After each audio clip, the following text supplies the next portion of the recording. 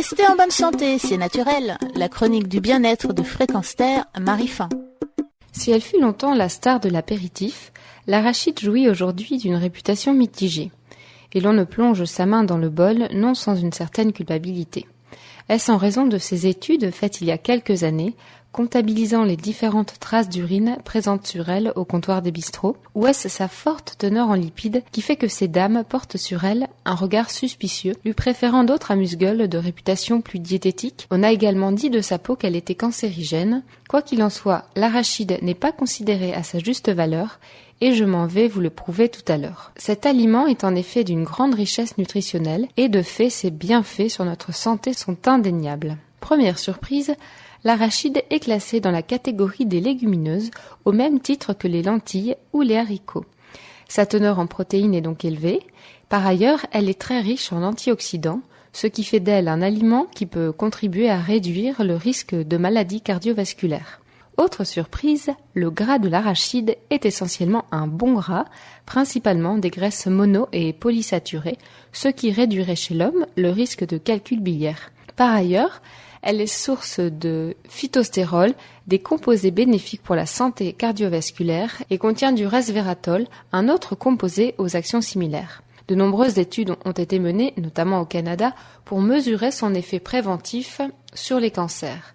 Elles ont révélé que la consommation de 2 portions ou plus d'arachide par semaine diminue le risque de cancer colorectal chez la femme, mais aussi, grâce à sa teneur en phytostérol, elle diminuerait la croissance de cellules cancéreuses du sein, du côlon et de la prostate. La présence de ces phytostérols induit également une diminution du risque du cancer du poumon. Compte tenu de sa teneur en magnésium et en fibres, l'arachide permet également de diminuer le risque de diabète de type 2 chez la femme. Enfin, sachez mesdames que l'arachide ne fait pas grossir.